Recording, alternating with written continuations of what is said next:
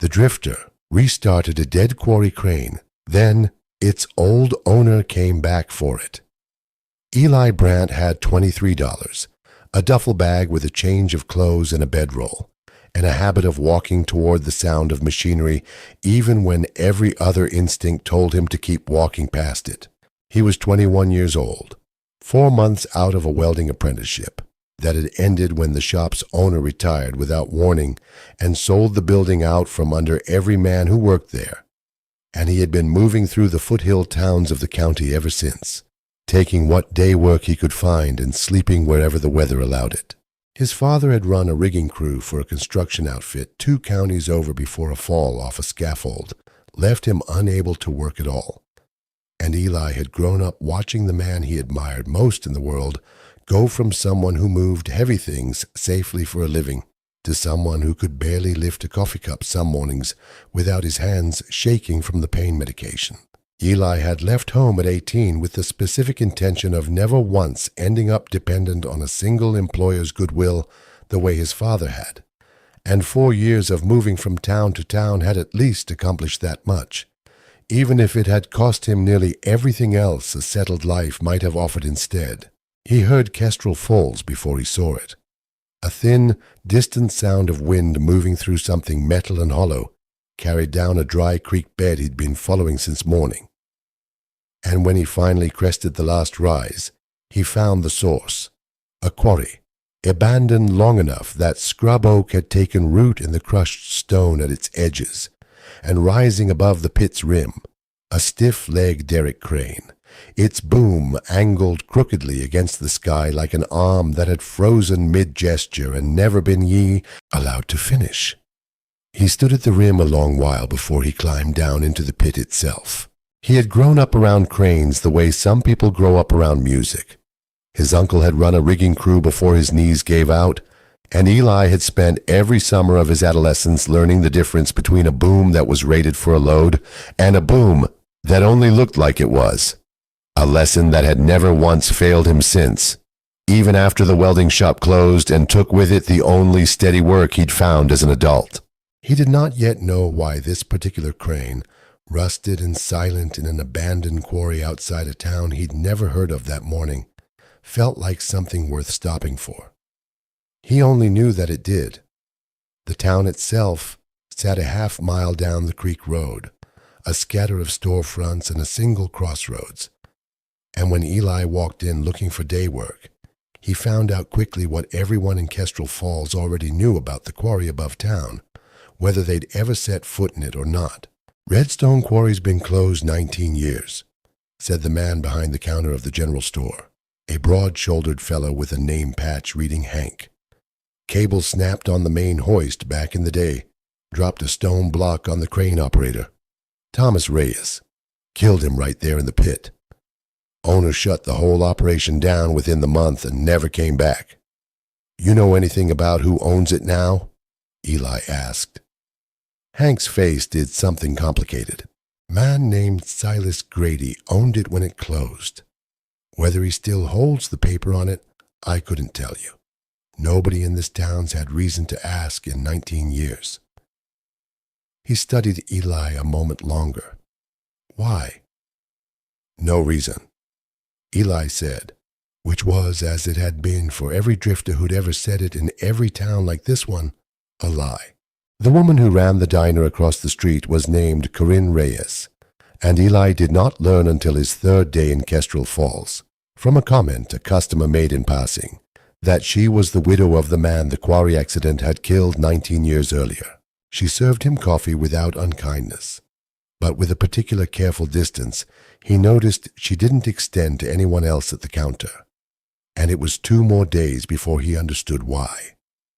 Word had already reached her, the way word reached everyone in a town of 400 people within about 6 hours, that the stranger sleeping rough at the edge of town had been seen walking up toward the quarry rim more than once.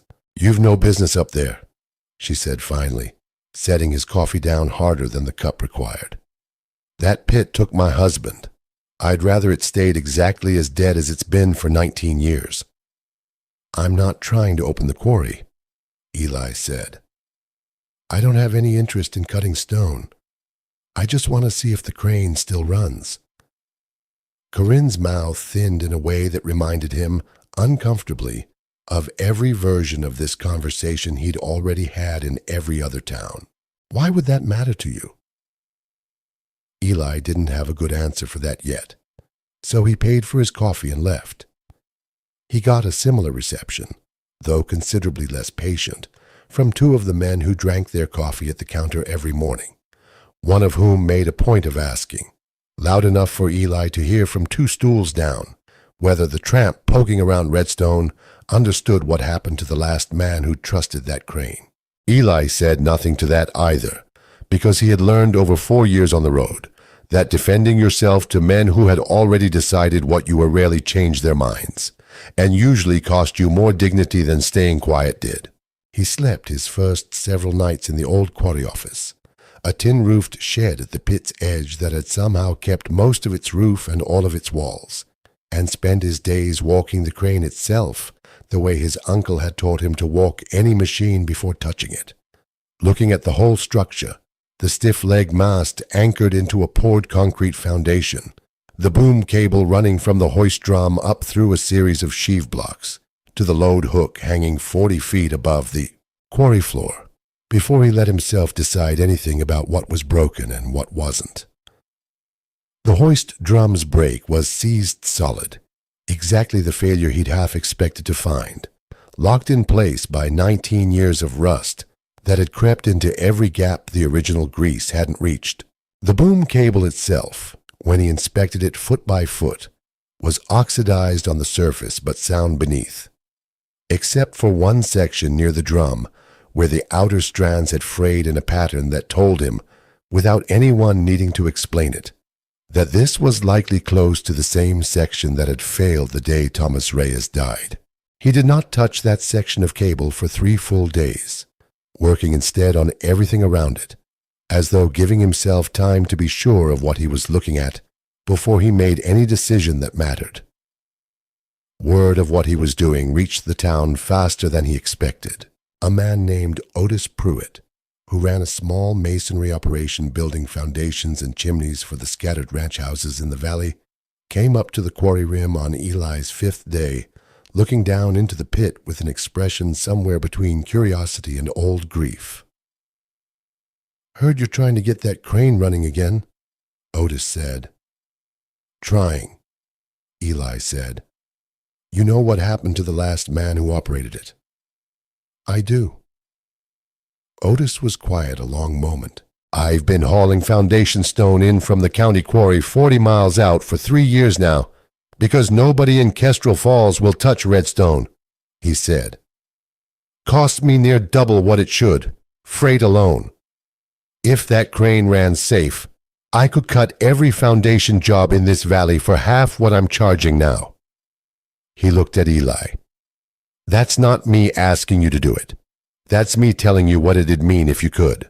It was the first time anyone in Kestrel Falls had described the crane as anything other than a grave. Otis came back most evenings after that, not always to talk, sometimes only to sit on an overturned block near the quarry office and watch Eli work by lantern light, while the two of them said little at all. It was Otis who first mentioned, almost in passing, that his own father had helped pour the original concrete dead men anchoring the mast's guy cables back when the quarry first opened 40 years earlier, a detail that made Eli understand, for the first time, that the machine he was working on wasn't simply an abandoned structure to Kestrel Falls. It was something half the town's fathers had built with their own hands, long before any of them had reason to be afraid of it. Eli started on the brake, the way he started every seized mechanism, mixing penetrating oil thin with a little kerosene and working it into the drum, housing a little at a time over several days, letting patience do what force never could, without cracking something that had already earned the right not to be forced. On the 6th day, the drum turned under his weight against the release lever, a long groan that rolled out across the whole empty pit, and he counted it, the way he always did, as the first real thing that had gone right in longer than he cared to measure. The sheave blocks at the top of the mast took him the better part of a week, working from a rope harness rigged off the mast's own structure, cleaning each bearing race by hand and repacking it with grease he bought with 2 days of masonry hauling wages. Otis had quietly started paying him. Though Eli suspected the work Otis found for him mattered less to Otis than simply having a reason to keep checking on the crane's progress. The stiff-leg mast itself needed attention he hadn't expected. 2 of the 4 guy cables anchoring it to the concrete dead men at the pit's edge had lost enough tension over 19 years of weather that the whole structure had developed a barely perceptible lean, invisible unless you knew to look for it, dangerous the moment any real load came onto the boom. He spent 2 full days retensioning each cable with the turnbuckle assembly he rebuilt from parts scavenged out of the quarry's old equipment shed, checking the mast's plumb with a level borrowed from Otis after every quarter turn, until the whole structure stood true again for the first time in nearly 2 decades. The hoist engine itself, a diesel unit mounted on a skid beside the mast's base, took longer to coax back to life than anything else on the site. He drained 19 years of separated gummed fuel from the tank, cleaned the injectors by hand with a kit he ordered through Hank's store on credit he wasn't entirely sure he'd be able to repay, and rebuilt the starter motor's brushes from a spare parts kit he found, astonishingly still sealed in its original packaging, in the same storage locker where he'd eventually find the cable hardware. When the engine finally caught and held a steady idle on the 8th attempt, the whole quarry pit filled with a low mechanical thrum that Eli suspected hadn't echoed off those stone walls in 19 years. And somewhere below at the pit's rim, he saw Otis stop his truck and simply stand there listening to it for a long moment before driving on. The frayed section of cable he finally addressed on the 9th day, cutting it clean at the point of damage and re-terminating it with a proper wire rope socket he'd found, along with a small supply of matching hardware in a storage locker at the back of the quarry office. Stock, he guessed, that had been ordered before the accident and never used afterward, because nobody had ever come back to finish the job it was meant for. It was behind that same storage locker, wedged into a gap where a shelf bracket had come loose from the wall, that Eli found the logbook. The cover read, T. Reyes, Hoist Operator, Redstone Quarry, and Eli sat with it on an overturned stone block for most of that evening, reading every page by the light of a lantern he'd salvaged and gotten running his 2nd day in the pit. Thomas Reyes had run the Redstone hoist for 6 years, and he wrote about the crane the way a careful man writes about something he respects rather than loves: measurements, load calculations, notes on wind conditions that made certain lifts inadvisable regardless of what a foreman wanted moved that day. But the final third of the logbook took on a different character entirely, a growing, careful record of a specific problem: the main hoist cable, showing early signs of fatigue at the drum end, flagged by Reyes in writing on 4 separate occasions across 11 months, each entry more insistent than the last. Told Grady again today the drum end section needs replacing before it sees another full season of block lifts. He said the budget doesn't have room for it until next quarter. I've started keeping my own copy of these reports, because if something happens up there, I don't want it written down anywhere that I never said anything. The final entry, dated 4 days before the date Hank had given him for the accident, was shorter than the rest. Flagged it again. Grady says next quarter. I'm beginning to think next quarter is a sentence men use when they've already decided a life costs less than the money. Eli closed the logbook and sat with it a long time in the lantern light, understanding, with a cold clarity that settled somewhere behind his ribs, that the cable which had killed Thomas Reyes had not failed by accident at all. It had failed because a man named Silas Grady had been told, in writing, 4 separate times, and had chosen a quarter's savings over a man's life. There was an earlier entry, dated nearly 2 years before the accident, that Eli read a second time before he finally set the logbook down. Good day today. Moved 11 blocks without a single delay, boom running smooth as I've ever felt it. Grady stopped by to watch and said it was the finest hoist operation he'd seen run in this county, and meant it, I think, the way a man means a thing before money starts changing how he decides what he's willing to spend on keeping it that way. Eli understood, reading it, that Grady had not always been the man who let a cable fail rather than pay for its replacement. That something had shifted in him somewhere between that good day and the 11 months of ignored warnings that followed it. The same slow erosion of care that Eli had already watched rust do to the crane itself, one small neglected thing compounding into the next, until an entire system simply gave way. He did not sleep well that night. In the morning, he carried the logbook to Corinne Reyes's diner before it opened, and set it on the counter in front of her without a word, because he did not trust himself to explain it better than her husband's own handwriting already had. She read it standing at her own counter in the gray early light before her first customer of the day, and when she finished, she did not cry, though her hands were not entirely steady when she set it down. "I always suspected," she said quietly. "Grady told the county it was an unforeseeable failure.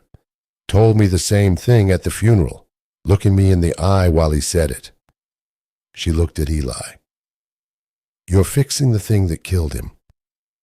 I'm fixing what should have been fixed 19 years ago," Eli said. "I understand if that's not the same thing to you." Corinne was quiet a long while. "Finish it," she said finally. "Finish it right, the way Thomas asked to have it finished and never got.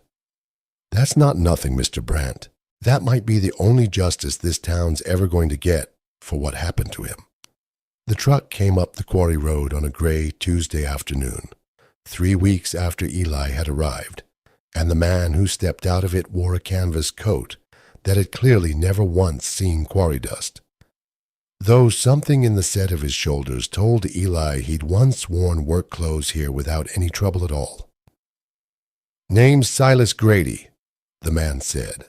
"I own this quarry, whatever the county's records say about it sitting idle. I hear you've got that crane running." "I do," Eli said.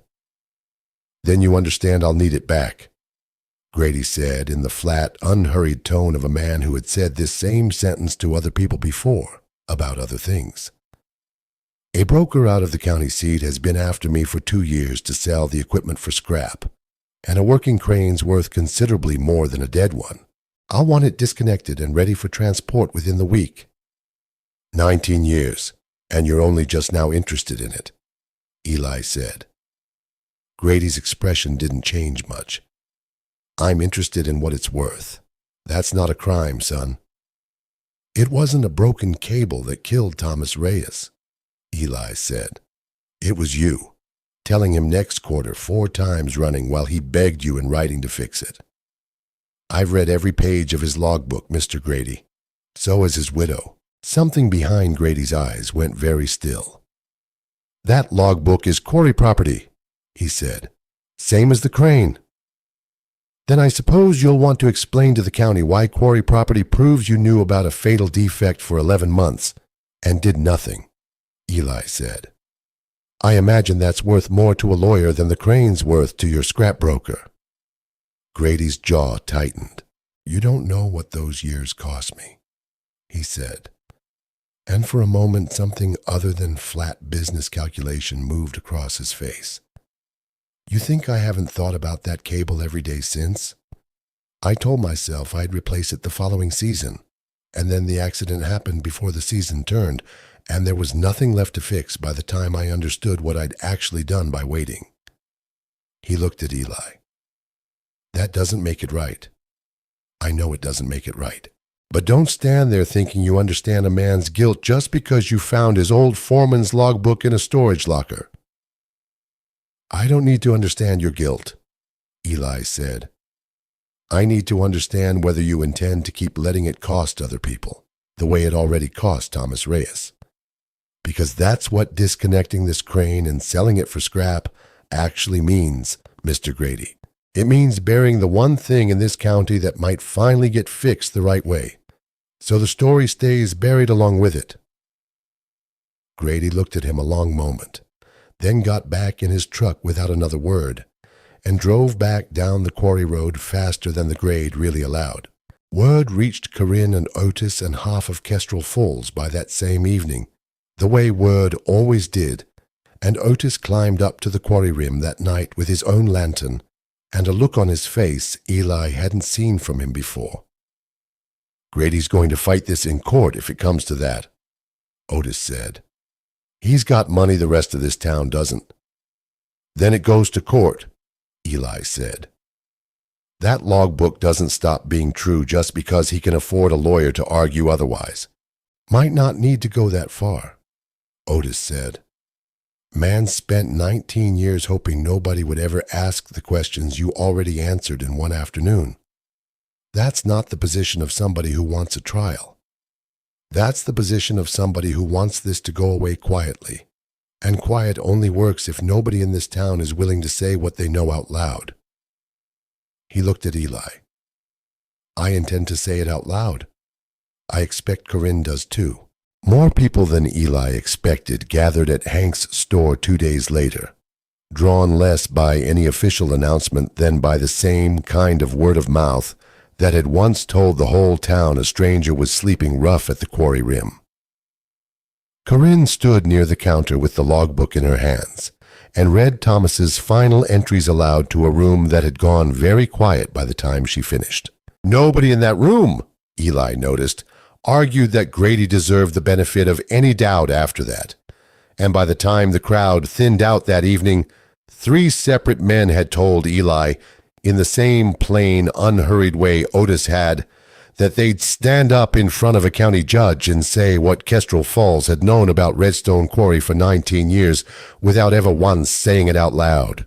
The storm came in off the ridge on a Friday night, 10 days after Grady's visit, hard enough and fast enough that it caught the whole valley without warning.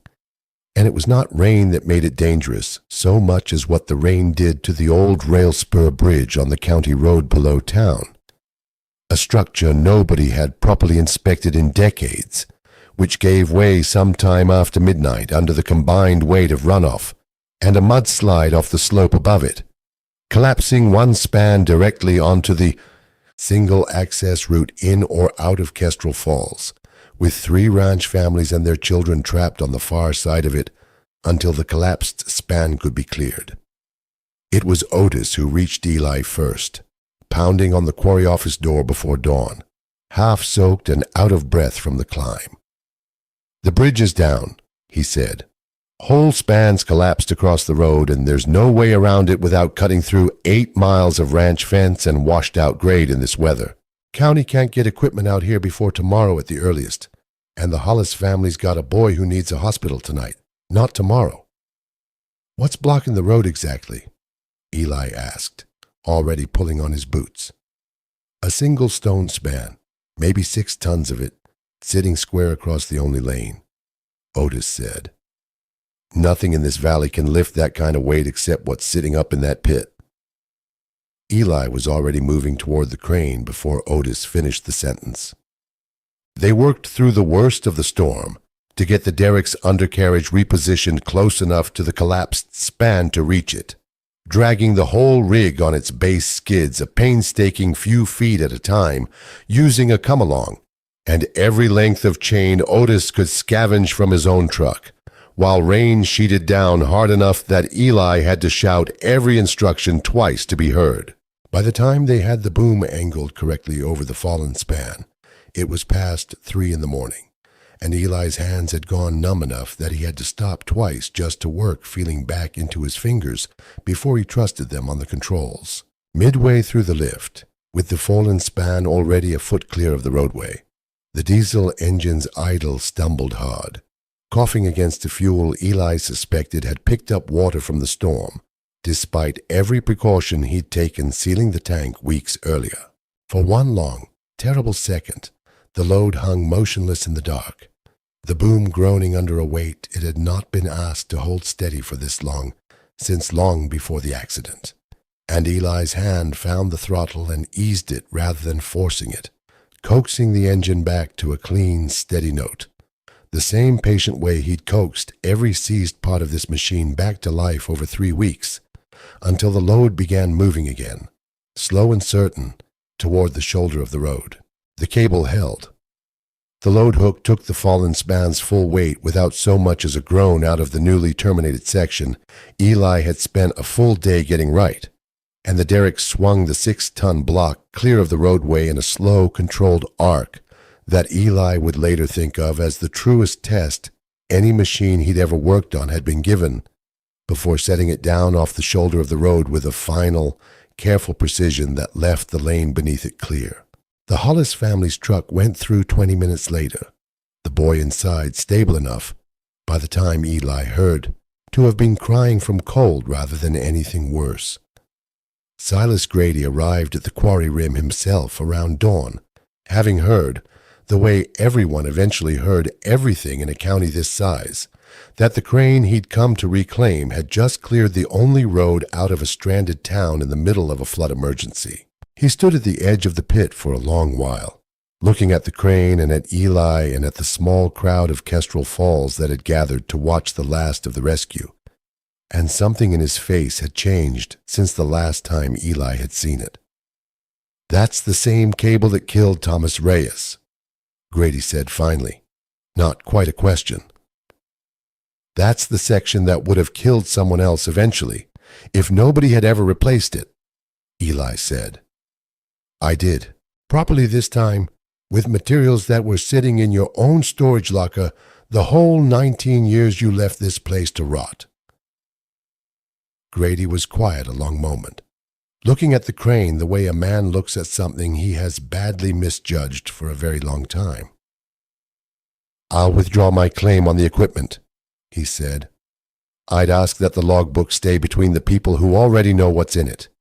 I've got a daughter in the county seat who doesn't need her father's name dragged through a courtroom over something that happened before she was born." "That's not up to me," Eli said.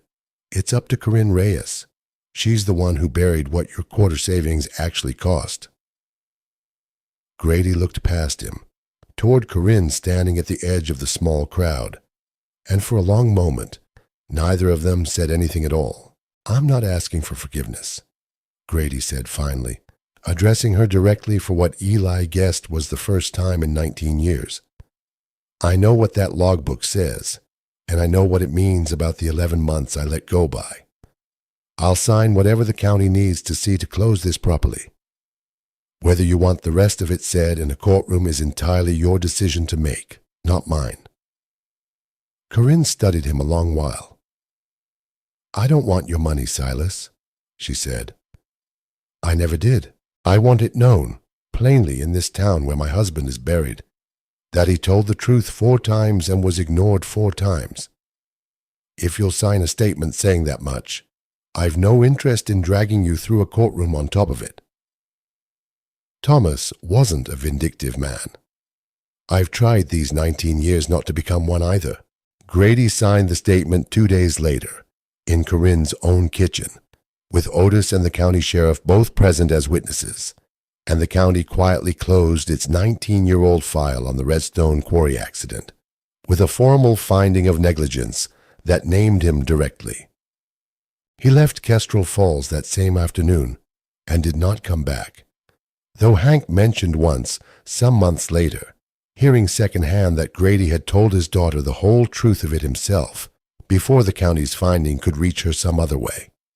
A small thing, perhaps, set against 19 years of silence, but the first honest thing Eli had heard of the man doing since the day he'd first stepped out of his truck at the quarry rim.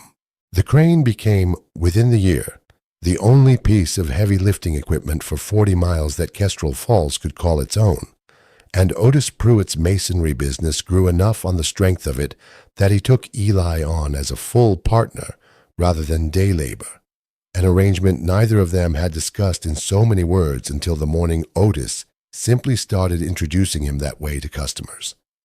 Hank stopped charging Eli's fuel and hardware to a running tab within the first month, once word of the bridge rescue settled into the kind of story a town tells itself for years afterward, and started instead simply putting whatever Eli needed on the counter without comment, The same wordless generosity Eli had once watched Otis extend when nobody else in Kestrel Falls would.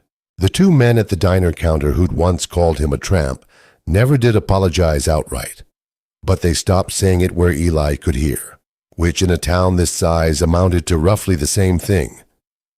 Eli kept Thomas Reyes's logbook on a shelf in the Quarry office, alongside a second logbook of his own, and on its first page he wrote the only sentence that felt honest enough to begin with. This crane failed a good man once, because someone decided next quarter mattered more than his life. I intend to make certain it never gets the chance to make that choice again. Corinne Reyes started walking up to the quarry rim some evenings after the diner closed, not to grieve exactly, but simply to watch the crane work the way her husband once had, and Eli understood, without either of them ever needing to say it plainly, that watching it lift something clean and safe and true had become, for her, its own quiet kind of restitution. So here's the question worth sitting with tonight. How many warnings does it take before the people with the power to act finally listen? And what does it cost the rest of us when they decide instead that next quarter is close enough? If this story stayed with you, subscribe to Salvage Line for more, and tell us in the comments where in the world you're watching from.